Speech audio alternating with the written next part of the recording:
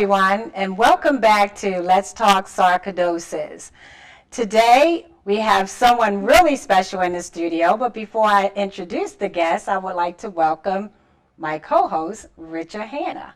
How are you today, Richard? I'm doing great, Dorothea. How are you? I'm doing well, thank you. Glad to have you back. Today, we have Alex Raymond, and she'll be a dietitian starting in the summer with Rebecca Bitzer and Associates. So welcome. Thanks for taking out time to join us today. Thanks for having me. We're excited. Yeah, me too. Every time we talk about food, I get excited. Yeah, me too. It's my favorite topic, Especially healthy food and the ways that we can Right. take it. And speaking of that, Alex, what are some of the myths that's out there surrounding dietitians? Yes, I hear a lot of myths about dietitians. I think one of the most common myths that I hear is that we're the food police. We tell people what they can eat, what we can't eat. You know, we'll judge people on the types of foods that they like. You know, if they eat dessert, we'll be mad at them, things like that. But really, dietitians are completely the opposite. We want to work with you to figure out how to make every food fit into your diet. So that includes your favorite foods that might not exactly have the highest nutritional content, but we do want to work with you to see how they can work. So we're not the food police. We're not going to judge you on what you eat. We're really here to help. I like that, food police. Yeah. Okay, so what is the dieting approach to health and nutrition? So we've all heard about those crazy diets out there. You have the cleanses and the detoxes. Yes. Yes, but what they all have in common is that they're unsustainable, they're really not realistic, and a lot of the times people feel like they failed. You know, somehow they failed their diets, and they're really disappointed with the results. So the non-dieting approach is completely the opposite. It incorporates that all foods fit model into health and nutrition. So I like to say, you know, you didn't fail the diet diet failed you. So how can we find a way to work with you to make health and nutrition easy? You know, there's no good foods and there's no bad foods. And a lot of the times when people are practicing the non-dieting approach, they feel a lot happier and healthier with themselves. Well, that sounds like what people would actually think about when they're taking that approach for non-dieting. Can you tell me a little bit more about Rebecca Bitzer and Associates? I know they have a new book, so can you tell me a little bit more about that? Sure. So the new book is called Taste the Sweet Rebellion, the Rebel Against Diets workbook. So it's written by our Rebel dietitians, Kate, Dana, and Rebecca. And yeah, it's all about our take on the non-dieting approach to weight loss. So we call it Rebel Diets. All right, diets. Yeah, so the ironic part of being on a rebel diet is that you're not actually on a diet. So it incorporates, again, the all foods fit approach to health and nutrition. Rebel actually stands for resist diets, eat like a rebel, build confidence in your eating, empower yourself, and live joyfully. Wow. So each of the 5 chapters of the Rebel book talk about each of those 5 concepts of Rebel. And we really provide a lot of sound scientific evidence as to why rebelling against dieting is actually healthier than being on a diet. Wow. That sounds like the book to get. Yes, it is. So, and the really cool thing about this workbook is you can actually follow along yourself. We leave space for you to fill in your own answers to the tips and the techniques that we provide. So like a journal type book. Yeah, that's interesting. It's going to be really cool. Yeah, that sounds really interesting. Yeah, that's great. And, you know, there's a lot of talk about diets to reduce inflammation. And is there a specific diet that someone could follow if they want to reduce inflammation, especially if they have sarcoidosis? Right. Well, unfortunately, there's no specific diet that you can follow to reduce inflammation. I would say that it's just important to eat an overall healthy diet. So with that, that includes a diet high in fruits and vegetables and whole grains and lean proteins as well. So there has been some evidence actually that talk about certain nutrients that do reduce inflammation. One of them is omega-3 fatty acids. Those are found in a lot of fatty fish, so salmon and tuna. There's also vitamin E. That's in a lot of nuts and seeds. Okay. Vitamin C as well, which is found in pretty much all of the fruits Right. and vegetables. Yeah. I think people most typically think of Vitamin oranges C, and orange yes. juice, things like that. So yeah, I would definitely try to focus on eating those nutrients and adding them into your diet, especially if you're feeling that the symptoms are flaring up. Right. And one diet actually that has been more linked to reducing inflammation is the Mediterranean diet. So I'm not sure if I've heard of that. Okay. So that diet is higher in fish, the fruits and vegetables, the whole grains, and also olive oil. And it tends to be a little bit lower in red meats and whole fat dairy products. So that's another thing that, you might want to try out and experiment with if the symptoms are flaring up and they're giving you an issue. And so, Alex, are there any foods people should look out for if they are having inflammation? Yes, so of course those sugary foods and the processed foods that we find in the baked goods section of the grocery store or at fast food restaurants are things that you might want to limit. I'm not saying that you can't ever have them, but every once in a while, kind of keep it to a minimum. I would also recommend maybe keeping a food journal and also log your symptoms that you have. So this way you might be able to pinpoint certain foods that might bother you more. One other fatty acid that has been linked to actually increasing inflammation is omega-6, and that's found in safflower oil, corn oil, and soybean oil. So that increases. Right. Yeah, the there have been inflammation. some studies that say that it might increase it. Nothing is really, sound hardcore, but it's something that That they're they doing found. research on. Yeah, they found a relationship between it. Okay. So it's kind of what came first, the chicken or the egg. Did the inflammation come first, or did the increase in omega-6s come first? So, yeah. And so earlier you mentioned about the omega-3 fatty acids. What are the benefits of the omega-3 fatty acids? Okay, so this is a really important nutrient to have in your diet. Like I said before, it's found in salmon, tuna, walnuts, flax seeds, those sorts of foods. And they actually help to build the cell membranes in our brain. So that's why they're really important to keep in our diet. And our body actually doesn't make the omega-3s. We have to eat them. Okay.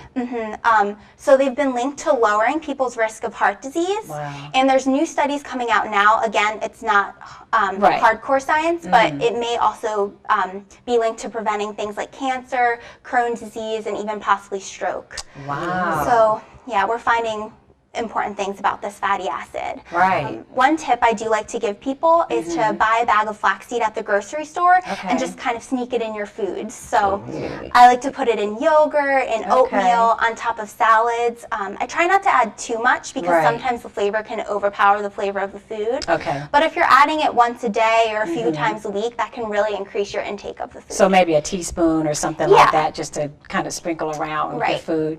So, Alex, if we're eating an overall healthy diet, which is what you just said, decreases the inflammation in our body, can you explain the main components of an actual healthy diet? Sure. So I think we would all agree that fruits and vegetables are considered healthy. They're really high in vitamins and minerals, and they're really also great to add into snacks and things like that. So I would say to try to get at least 3 servings of vegetables and 2 servings of fruit a day. Okay. I know for some people it's hard because they're really not vegetable or fruit eaters. So by starting small and adding them in bit by bit, you can really increase your intake. Okay. The other 3 components of a healthy diet, I would say, are balance, variety, and moderation. So in terms of balance, it's making sure that you get all of the 5 food groups. So your fruits and vegetables, your dairy, protein, and then whole grains. I also like to add in heart-healthy fats, so olive oil and canola oil. Right. And, your omega-3s. Yeah, that's what I use. But yeah, so you just want to make sure that you're getting something different from each food group because those are going to provide you with the different nutrients that we need. Okay. And then within those food groups, you want to eat a variety of things. So for example, in the protein group, you don't want to just eat chicken every day. You want to mix it up a little bit. Have some beans, have some eggs. Same thing with vegetables. You don't want to just eat carrots every day. Right. You want to switch it up. Okay. Actually, a fun fact that some people don't know is each of the different colors of the rainbow in fruits and vegetables signify a different nutrient that the fruit or vegetable has. So that's why it's important to eat a variety. The best example of this is carrots and vitamin A. Vitamin A is orange, so it's in those bright orange vegetables. Right. Yeah. Okay. So, Well, that's a nice way of looking at it. So, what are some of the nutritious dinner options that our viewers out there, including myself, can make in a pinch, very quickly? Okay. So one of my favorite dinner options is called eggs in a mug. And you actually make eggs in a coffee mug in the microwave. Okay. Yeah, and it's really simple. All you do is crack an egg or two in a coffee mug. I like to add a little bit of milk or cheese, and you scramble it with your fork, and then you cook it in the microwave for about 2 to 3 minutes. Really? Yep, and then you take it out, you stir it, and you might have to put it in for a little bit longer. I like to do 1 to 2 minute increments just to make sure that I don't just keep overcook checking on it. Right. Wow. And then to get in, quick. yeah, of course, it takes about 10 minutes. That's all you need. And to get in some more nutrients, I usually eat it with an English muffin or toast and a side salad. So this way I'm getting all Everything that the you variety and the balance in my meal. Well, that's a good idea. So, I mean, I know a lot of viewers out there are busy, and it's nice to know that you have some healthy alternatives, Right, of and course. you can make it yourself and not have to keep going out and buying unhealthy choices. Yes. So, with that being said, I hear breakfast is one of the main important meals of the day. So, can you confirm that? Yes, it is. It is the most important meal of the day. Okay. 100%. But I'm also a little bit biased because it's my favorite meal of the day. I love breakfast, so that's one of the reasons why I think it's most important. But there has been studies about breakfast, and researchers have actually shown that people who eat breakfast tend to be more focused throughout the day. Okay. They usually make healthier choices throughout the day. Their metabolisms might be a little bit faster. So there's a ton of benefits to breakfast. So. Nice. And many people say they're not hungry at breakfast, so they don't eat it. So what would you say to those people? We do recommend to eat maybe about an hour or two after you get up in the morning. So it gives you a little bit of leeway. But I think what happens is a lot of people aren't eating breakfast for months just because they're so busy. They get up early for school or for work. So they're not used to eating something in the morning. So our body's actually not sending the hunger signal in the morning when we wake up. Yeah, because why send the signal if you're not going to listen to it? So after time, after time, you can start to incorporate breakfast. Maybe if you're not a breakfast eater, try for once a week, then maybe 3 times a week. And slowly you'll start to gain that hunger signal back. And you'll feel hungrier in the morning. That's an interesting concept. In the RBA's new Taste the Sweet Rebellion workbook, the Rebel RDs talk about initiative and mindful eating. Can you talk a little bit more about those two concepts? Sure. So those are 2 of my favorite concepts in nutrition. They're a little bit similar, but there's differences between them. So intuitive eating, I like to say, is getting back to the basics of eating. It's eating when you're hungry, and then it's stopping when you're full. If you think of a toddler, they eat when they're hungry and they stop when they're full. Right. Exactly. As adults, we kind of lose that because we have busy scheджules. We eat at lunchtime, we eat at dinner time. We don't really listen to our bodies as much. So yeah, intuitive is just just getting back to eating when you feel like you're hungry and stopping Pretty much when you're on full. schedule. Yeah. Basically. So similarly, mindful eating is also listening to your body, but it's listening to your body in terms of what you're in the mood for at that moment. So it's assessing your hunger and thinking, okay, do I want something hot or cold? Do I want something crunchy or creamy? What's going to satisfy me? And when it comes to mindful eating, there's really no judgments about food. It's just food. It's there to fuel your body. And the most important key to mindful eating, I think a lot of us lose this actually, is eating without distractions. So a lot of us check our emails at lunch. Oh my gosh, yes. I know. Yes, cell phones. I know, I do it too. There's a lot of stuff to do in a day. You gotta check your email and, multitask. Just get off the phone. Right.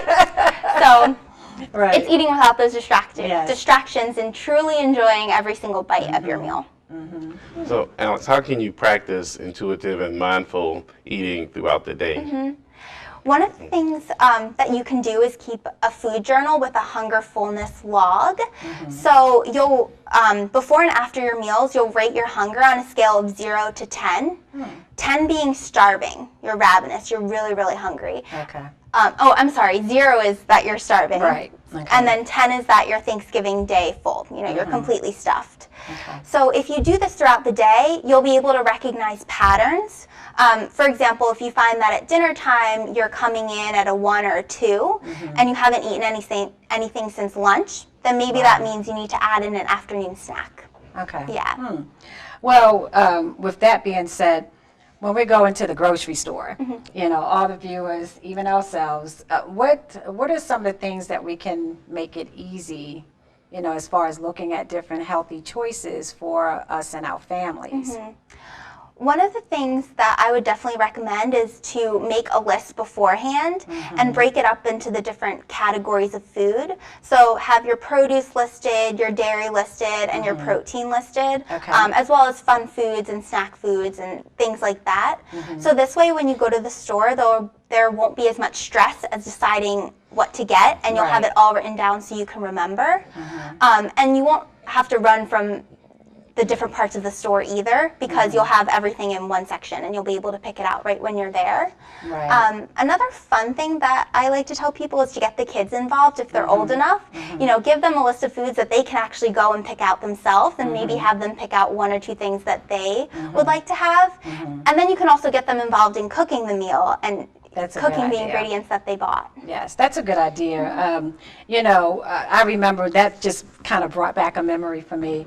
When my daughter, I have 2 daughters, but my oldest daughter, when she was maybe about 4 or 5 years old, I can recall back then going to the grocery store and actually having her pick out the different vegetables that I need, and I would say, well, get me a red tomato, or you know, get me a green cucumber, just to help her with colors and things like that, and she would know what the different choices were and then what colors there. And so it's kind of learning and getting healthy food. So it would be nice for parents to do that with their children or grandchildren.